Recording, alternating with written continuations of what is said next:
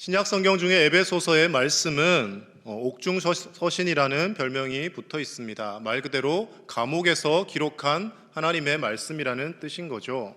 대부분의 사람들이면 만약에 감옥 생활 중에 있다면 이렇게 편지를 쓰거나 어떤 하나님의 말씀을 전하려 하기보다는 낙심하고 시리에 빠져 있을 것입니다. 특별히 크게 잘못한 것이 없이 복음을 전하다가 좋은 일을 하다가 의로운 일을 하다가 감옥에 오게 되었으니 바울의 마음이 얼마나 아프고 낙심이 되었겠습니까?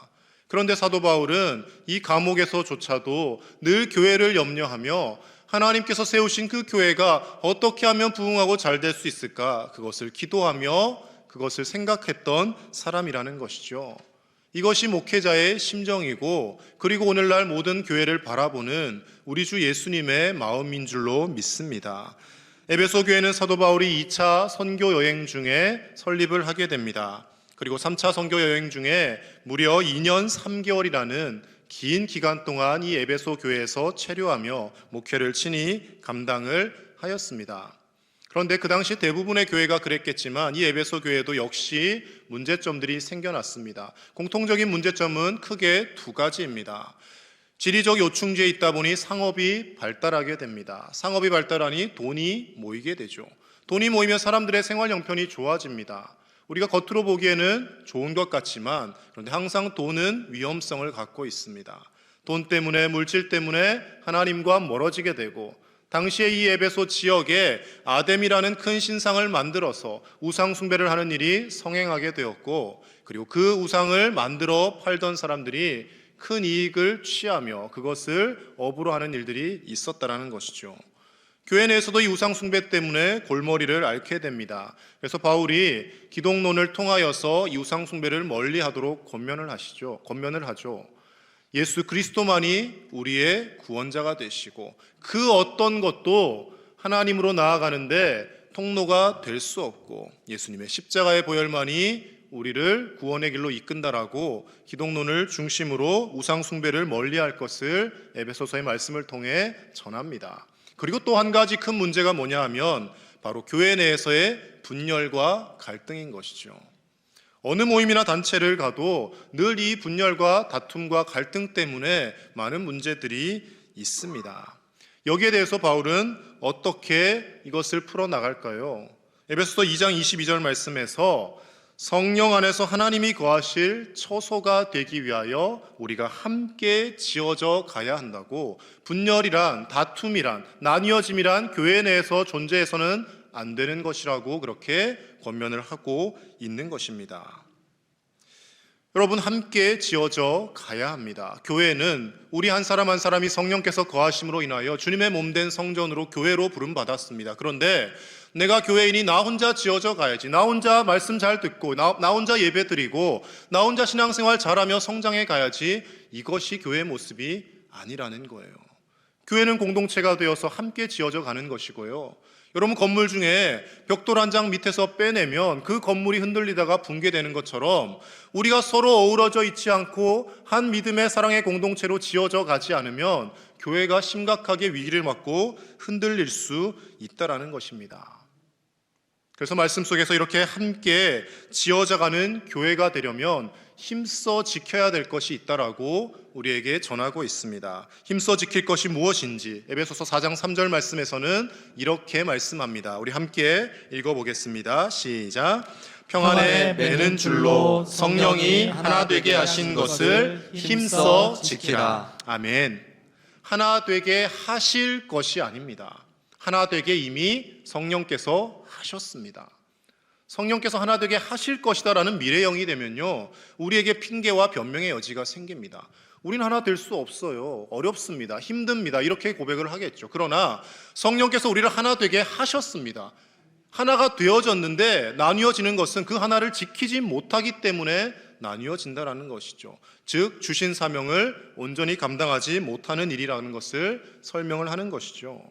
마태복음 5장 13절 14절에서 예수님도 비슷한 말씀을 하십니다. 너희는 세상의 소금이 되어라 라고 말씀하지 않으십니다. 너희는 세상의 소금이니라고 하십니다.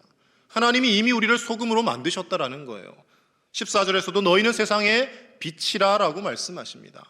어두운데 빛을 밝혀라가 아니라 빛으로 하나님이 예수 그리스도 안에서 우리를 부르셨는데 우리가 빛을 잃어버리면 주신 사명 감당하지 못하고 있다라는 것이죠. 하나님께서 예수님 안에서 우리를 소금으로 빛으로 만드셨고 성령님께서 그 한 사람 한 사람을 하나 되게 하셨으니 그 본질을 잃어버리지 않도록 힘써 지켜나가라고 오늘 에베소서의 말씀에서도 권면하고 있습니다. 그렇다면 우리가 힘써 하나 되게 하신 것을 지켜나가기 위해서 어떻게 기도하며 애쓰며 또 우리의 노력을 기울이며 살아내야 하겠습니까? 먼저 첫 번째로는요, 우리를 부르신 분이 누구이신지를 항상 잊지 말아야 합니다. 우리 1절 말씀을 다시 한번 읽도록 하겠습니다. 시작. 그러므로 주 안에서 갇힌 내가 너희를 권하노니 너희가 부르심을 받은 일에 합당하게 행하여. 아멘. 우리가 부르심을 받은 일에 합당하게 행하라고 말씀하고 있습니다. 저와 여러분들은 성령님이 우리 안에 계시는 성전이 거룩한 성전이 되고 교회라고 말씀을 드렸습니다. 우리를 부르신 분이 있다라는 것이죠. 사랑하는 우리 제일의 가족 여러분, 오늘 이 예배 자리에 누가 불러서 오셨습니까? 하나님이라는 정답이 나왔습니다. 감사합니다. 하나님이라고 고백을 하겠지만 솔직하게 현실적으로 표현하면 어제 저녁에 구역장님이 전화가 와서 불렀습니다. 남성교회 회장님이 불렀어요. 교구 목사님이 자꾸 끈질기게 스토킹을 하셔서 어쩔 수 없이 나왔습니다. 이렇게 고백할 수도 있겠죠. 그런데 목적과 방법이 어찌 되었든지 간에 그 모든 일들을 통하여 하나님께서 저와 여러분들을 부르셨다라는 거예요. 그래서 교회를 에클레시아라고 표현합니다. 세상에서 부름받은 존재라는 것이죠. 하나님이 불러내셨다라는 겁니다. 저와 여러분들을.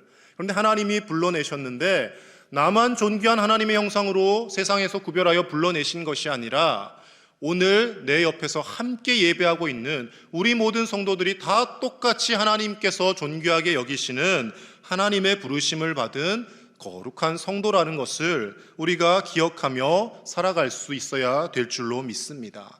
나만 부름받았다, 나만 사랑받는다, 나만 하나님이 챙기신다가 아니라 때로는 내가 좀 싫어하는 사람이 보인다 할지라도, 나와 마음이 잘 맞지 않는 사람이 있다 할지라도 그 사람도 하나님께서 사랑하시고 존귀하게 여기셔서 이 예배 자리에 함께 부르셨고 함께 어우러져서 하나 되게 하시도록 우리를 한 자리, 한 예배, 한 교회 공동체로 불러주셨다라는 것이죠. 세상에서 단체와 모임이 자꾸 분열되는 이유가 어디에 있습니까? 자꾸 자신들의 출신이나 지역이나 또 학연이나 지연이나 성별이나 이런 걸로 자꾸 구분을 지으려 하는데 나뉘어짐이 있습니다. 사람들은 모이면 늘 묻죠. 고향이 어딥니까? 출신이 어딥니까? 대학은 어디 나왔어요? 몇 살이나 됩니까? 무언가를 공통점을 찾아서 동질감을 가지려 하지만 그 반대로 나와 공통점이 없는 사람들은 왠지 멀리 하려고 합니다. 그런데 교회는 이런 모습이 되어서는 안 됩니다. 지역이 다르고 출신이 다르고 나온 학교가 다르고 학습량이 학력의 차이가 있다 할지라도 성별이 다르다 할지라도 교회는 공통적으로 똑같이 예수 그리스도의 피로 값주고 사신 거룩한 성도들이 부름받은 곳으로 모여서 함께 예배하는 곳이기 때문에 우리 모두가 차별을 두지 말고 하나님이 부르신 존귀한 하나님의 성도라는 것을 기억하며 살아갈 때 우리가 성령께서 하나 되게 하신 것을 힘써 지켜나가게 되는 줄로 믿습니다. 영락교회에 담임하셨던 고 한경직 목사님께서 설교 말씀 중에 이런 말씀을 자주 하셨다라고 합니다. 교회는 예수 그리스도가 머리 되시고 하나님이 주인 되시기 때문에 싸우지만 않으면 웬만하면 성장을 합니다. 이런 말씀을 자주 하셨다라고 합니다. 말씀이 맞습니다. 교회 머리가 누구이십니까? 예수 그리스도입니다. 교회 주인이 누구이십니까? 하나님이십니다. 하나님이 주인 되시기 때문에 하나님이 자라나게 하신다라는 것이죠. 사도 바울이 고백하지 않습니까? 나는 심었고 아볼로는 물을 주었으되 오직 자라게 하시는 이는 하나님이시니라. 우리가 함께 하나 되는 것을 힘써 지키며 물을 주며 우리 교회를 잘 가꾸어 나갈 때 하나님께서 성장하게 하시고 부흥하게 하시고 구원받는 수많은 사람들을 우리 광양제일교회 가운데로 보내주실 줄로 믿습니다. 그런데 이 하나 되게 하심을 잘 지켜나가지 못하면 악한 사단마귀가 원수마귀가 우는 사자와 같이 삼키려고 듭니다. 특히나 오늘날 많은 이단들을 통하여서 믿는 자들을 할 수만 있으면 넘어뜨리려고 사단 마귀가 으르렁거리고 다닙니다. 몇 주 전에 있었던 일입니다. 요즘 항존지 피택 되신 분들이 토요일마다 모여서 교회 청소를 하고 계십니다. 그래서 저도 이제 같이 나와서 기도해드리고 그분들하고 이제 청소를 마치고 로비에서 앉아서 이야기를 나누고 있는데 어떤 이제 옷을 잘 차려입고 말쑥하게 입은 여성 두 분이 서류 가방 같은 걸 이렇게 끼고 교회 현관으로 이렇게 들어오시는 거예요. 제가 볼 때 저분들 틀림없이 관공서에서 오신 분이다. 시청이나 읍사무소에서 볼 일이 있어서 오셨겠거니 생각을 하고 영접을 하려고 그렇게 했습니다. 그런데 들어오자마자 먼저 말을 꺼내는 거예요. 여기 목사님이 어디 계세요? 라고 묻자 옆에 계시던 집사님이 여기 우리 부목사님 여기 계십니다라고 저를 소개를 해주었습니다. 소개를 안 해주신 게 나을 뻔했습니다.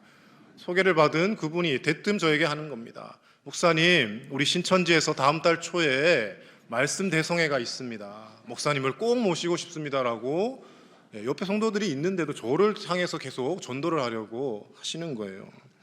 기분이 상당히 안 좋았습니다. 저분들이 나를 뭘로 보고 자꾸 전도를 하려고 하시는 건지, 보기에 뭔가 목사 같지 않아 보였는지, 어리숙해 보였는지.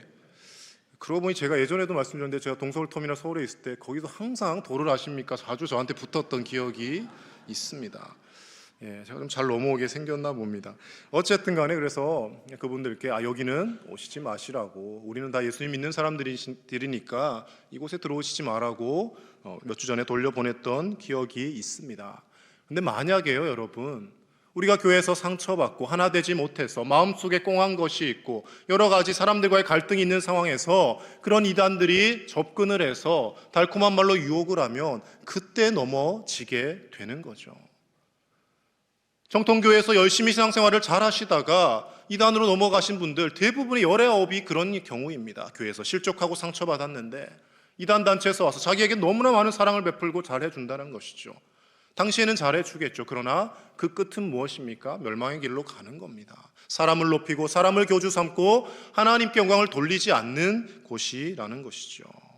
사랑하는 우리 제1의 가족 여러분, 성령께서 우리를 하나 되게 하셨습니다. 이 하나 되게 하심을 힘써 지키기 위하여 저와 여러분 모두 한 사람 한 사람이 하나님께서 존귀하게 여기셔서 교회로 부르시고 함께 예배하게 하신 하나님의 형상이라는 것을 늘 기억하며 살아가시기를 예수님의 이름으로 간절히 축복합니다. 두 번째로, 성령이 하나 되게 하신 것을 힘써 지키기 위해서는 사랑으로 서로를 용납해야 합니다. 2절 말씀을 우리 같이 읽겠습니다. 시작. 모든 겸손과 온유로 하고 오래 참음으로 사랑 가운데서 서로 용납하고. 아멘. 겸손하다는 것이 참 쉽지 않습니다. 사람들은 다 자기를 드러내고 자랑하려고 하죠. 내가 조금만 더 나은 것이 있으면 내가 저 사람보다 낫다라는 것을 은연중에 드러내려 합니다. 그런데 한국교회의 위대한 지도자들 중에 이 겸손함과 사랑으로 서로 용납하는 본의 모습을 보여주신 분들이 계십니다. 담임 목사님께서 얼마 전에도 예화로 드셨는데 전북 김제에 금산교회가 있죠. 일명 기역자교회라고 하는 이 교회의 이자익 목사님과 조덕삼 장로님의 아름다운 동역의 관계가 있습니다. 들어서 아시겠지만 이자익 목사님이 처음부터 목사님이 아니셨습니다. 먹고 살기 힘들어서 이 조덕삼 장로님 집에서 머슴 생활을 했던 사람입니다. 그런데 어깨너머로 글을 배우게 되고 또 함께 교회를 다니며 신앙생활을 같이 하게 됩니다. 누가 보아도 조덕삼 장로님이 먼저 장로님으로 되실 것 같은데 교회에서 장로 피택 선거를 했는데 이 종이었던, 머슴이었던 이자익 이분이 먼저 장로님으로 되십니다. 많은 사람들 같으면 그 상황을 받아들일 수가 없는 것이죠. 아니, 우리 집 머슴이 어떻게 나보다 먼저 중직이 될 수가 있느냐. 받아들이기 쉽지 않습니다. 인정하기 쉽지 않습니다. 그런데 그것을 흔쾌히 받아들이고 그 이자익 장로님을 인정해드리고 섬겼다는 것이죠. 그리고 후에 본인도 장로님이 되시고 거기서 머무르지 않습니다. 이자익 장로님을 본인이 학비를 다 지원해서 신학교로 보내고 목사 안수를 받은 후에 담임 목사님으로 청빙해서 그 이자익 목사님과 조덕삼 장로님이 아름답게 동역을 해서 교회를 부흥시켜 나가는 모습을 보여주는 것이죠. 우리가 다른 사람의 이야기니까 쉽게 듣고 그거 참 훌륭한 분이네 이렇게 표현을 하지만 우리 삶에서 한번 적용시켜 보십시오. 어린 시절부터 우리 다 함께 한 동네에서 이 읍에서 자라오신 분들이 많이 계십니다. 그런데 학교 다닐 때 내가 공부도 더 잘했고 우리 집이 더 잘 살았고 누가 봐도 내가 더 잘난 사람이었는데 나보다 먼저 교회에서 장로님이 되시거나 안수 집사님 되시거나 권사님이 되셨을 때 나는 구역장이 아닌데 저 사람 나보다 못하는데 구역장을 하고 있네? 인정을 하기보다는 질투의 마음이 우리 가운데 생겨나는 것이 사람의 심리입니다. 인터넷에 사랑과 자랑이라는 단어의 차이에 대해서 어떤 분이 글을 쓴 것이 있어서 가져왔습니다. 사랑과 자랑은 위에 작대기 하나 차이인 거죠. 그런데 이 뜻에 대해서 이렇게 해석을 합니다.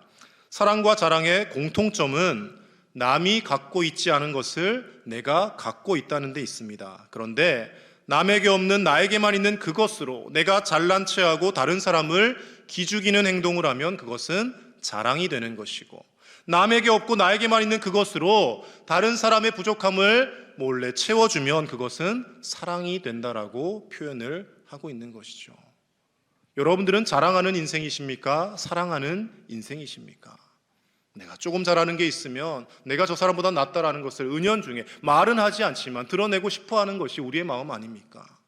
그런데 내게 있는 것을 가지고 남의 부족한 점이 보였을 때 묵묵히 채워주고 그 사람을 세워줄 줄 아는 것이 사랑하는 사람의 모습이고, 이렇게 서로를 사랑하며 용납하는 것이 성령께서 하나 되게 하신 것을 힘써 지키는 모습이 되어지는 줄로 믿습니다. 겸손하게 사랑으로 서로를 용납하며 조덕삼 장로님이 자신에게 있던 물질과 자신에게 있던 여유 있음을 가지고 그 이장익 목사님을 사랑해주고 섬겨줌으로 서로가 함께 아름다운 동역의 관계를 이루어 갔던 것처럼 우리 구역장님이 때로는 좀 부족한 모습을 보여도 잘하고 계십니다. 내가 도와드릴게요. 우리 장로님들 잘하고 계십니다. 우리 목사님 최고입니다. 서로를 사랑으로 채워주며 함께 하나 되어져 가는 아름다운 우리 교회 되어질 수 있기를 예수님의 이름으로 간절히 축복합니다. 마지막 세 번째로, 같은 소망을 품고 비전을 공유하는 동역자가 되어야 합니다. 4절 말씀 같이 읽겠습니다. 시작. 몸이 하나요 성령도 한 분이시니 이와 같이 너희가 부르심의 한 소망 안에서 부르심을 받았느니라. 아멘. 하나님이 우리를 부르시긴 하셨는데요, 각각의 다른 소망이 아니라 한 소망 안에서 부르셨다라는 거예요. 같은 거룩한 소망, 거룩한 사명 무엇이겠습니까? 하나님 나라의 확장과 복음이 전해지는 것, 하나님이 기뻐하시는 그 일들을 비전을 가지고 함께 한 마음으로 나아가기를 하나님이 원하셔서 저와 여러분들을 부르셨다라는 겁니다. 은혜롭게 잘 부흥하고 성장하는 교회는 대부분이 다 이런 모습을 갖고 있습니다. 담임 목사님께서 어떤 비전을 제시하고 이렇게 우리 교회가 나아갑시다 하면 일사천리로 다 함께 기도하며 그것에 동참하며 함께 한마음이 되어서 나아갑니다. 그런 교회는 틀림없이 성장합니다. 그런데 담임 목사님이 비전을 제시하면 그건 불가능합니다. 안 됩니다. 지금 현실적으로 그게 됩니까? 다 제각각 다른 소리를 하면 그 교회는 4분 5열 나뉘어져서 부흥할 수 없게 되어 있습니다.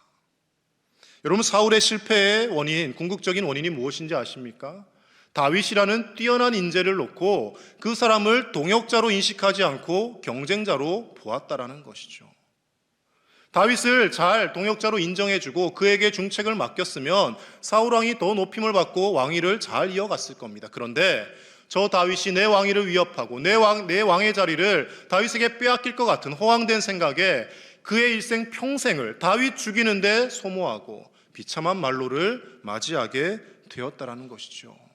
우리가 교회에서도 마찬가지입니다. 옆에 앉아 계신 분들, 앞뒤에 앉아 계신 분들, 우리 같은 남선교회에서, 여전도회에서, 권사회에서, 각 모임 단체에서 서로가 동역자라는 의식이 있어야 합니다. 부서들 간에 서로 경쟁하며 저 부서를 이겨야 돼, 우리가 더 뛰어나야 돼, 경쟁 의식이 아니라 함께 동역자라는 인식이 있을 때 교회가 성장하고 하나님의 기쁨이 되어진다라는 것입니다. 개인적으로 지난 5년간 광양제일교회에서 부목사로 심우하며 담임 목사님께서 좋은 동역자로 우리 부목사님들을 대해주셔서 참으로 저는 감사했습니다. 부목사 시절에 참 눈치 볼 것이 많습니다. 열심히 하다가도 너무 열심히 하면 안 되나 이렇게 눈치를 보게 되고요. 여러 가지 어려움들이 있습니다. 그런데 담임 목사님께서 한 번도 열심히 한다라고 태클을 거신 적이 없습니다. 성도님들이 때로는 막 지나가면서 칭찬을 하시면 이거 당황스럽죠. 그런데 그런 말들을 들으실 때마다 잘하고 있다고, 앞으로 그렇게 잘하면 좋은 소문 나서 또 좋은 담임 목회지로 갈 수 있을 거라고 늘 격려해 주시고, 저희 부목사님들에게 늘 하나같이 하셨던 말씀이 각자 맡은 교구가 내가 담임하고 있는 교회라고 생각하고 교구를 맡으라고 늘 그렇게 격려를 해주셨습니다. 그리고 너무 늦게까지 일하지 말고 빨리 집에 들어가라고, 사모님들 기다린다고 그렇게 말씀을 하셔도 신이 나서 더 열심히 일을 하게 되는 것이죠. 인정을 해주고 세워주고 높여주면, 함께 동역자 의식이 있으면 누가 뭐라 하지 않아도 일을 하게 되어지는 것입니다. 5년 전에 처음 제가 부목사로 면접 보러 왔을 때 지금 생각하면 참 우습기도 합니다. 제가 그때 왜 그랬는지 이해가 잘 되지 않는데요. 면접 자리에 와서 담임 목사님이 물으셨습니다. 장로님 두 분과 들어오셔서 윤 목사님은 우리 교회에 어떻게 지원하게 됐어요? 라고 질문을 하셨습니다. 그럼 보통 이제 뭐 그럴듯한 이렇게 은혜로운 말들을 해야 되는데, 홈페이지에서 목사님 설교를 들었는데 목사님 너무 잘생겨서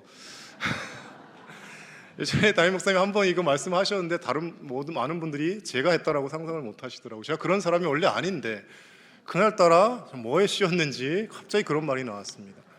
목사님 너무 미남이신데, 그리고 그 뒤에 말을 하지 말았어야 됐는데, 보통 얼굴이 잘생긴 분들은 성격이 까칠하신데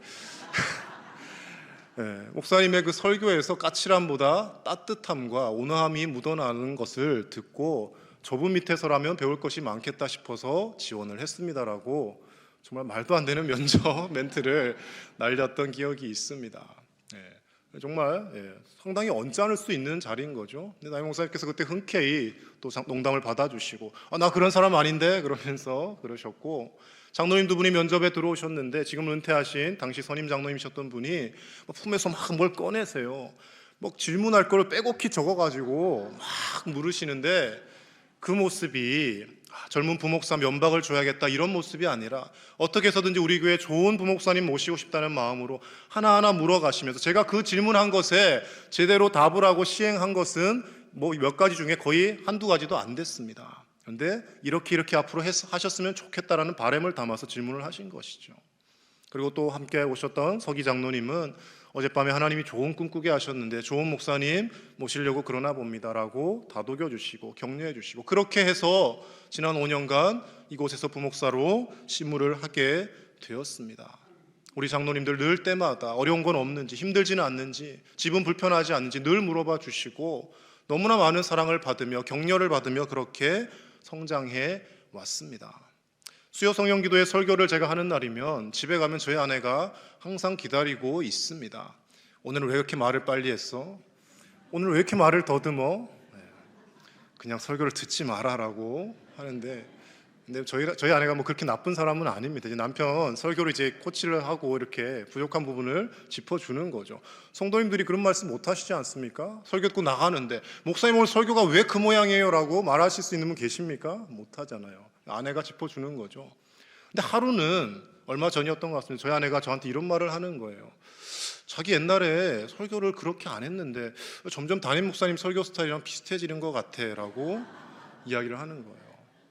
여러분, 부목사가 담임 목사님 설교 스타일과 비슷해진다는 것은 너무나 큰 은혜이고 영광입니다. 그 담임 목사님과 어떻게 제 비교가 되겠습니까? 그런데 지난 5년간 목사님께 배우고 또 그것을 받아들이고 좋은 점을 흡수해서 점점 성장해 가는 것이죠. 많은 성도님들이 기도해 주시고 사랑해 주셔서 미숙한 점이 보여도 함께 성장해 가고 함께 은혜로운 공동체를 이루어 가게 되었다라는 겁니다. 사랑하는 우리 제1의 가족 여러분, 우리는 하나님 나라에 함께 부름받은 한 동역자들입니다. 옆에 계신 분들을 경쟁자로 생각하지 마시고 내가 사랑하고 품고 함께 하나님 나라를 향하여 두 손 잡고 나아가야 할 동역자라고 생각하시고, 서로의 허물이 보일 때마다 감싸주고 덮어주고 서로를 격려하고 세워주는 아름다운 우리 교회가 되어질 때 115년, 120년, 130년, 200년 앞으로 더 크게 부흥하고 하나님의 영광을 나타내는 복된 우리 광양제일교회가 되어질 줄로 믿습니다. 성령이 하나 되게 하신 것을 힘써 지키며 하나님의 기쁨이 되는 저와 여러분 되시기를 우리 주 예수님의 이름으로 간절히 축복합니다. 사랑의 하나님 아버지, 예수 그리스도 안에서 우리를 자녀 삼아 주시고 하나님께서 주신 한 소망 안에 한 지체 되게 하심을 감사드립니다. 성령께서 우리를 하나 되게 하셨으니 겸손과 사랑으로 하나됨을 지켜나가게 하시고 다 함께 예수 그리스도의 거룩한 지체가 되어 하나님의 기쁨이 되는 우리 광양제일교회를 만들어가게 하옵소서. 예수님의 이름으로 기도드립니다. 아멘.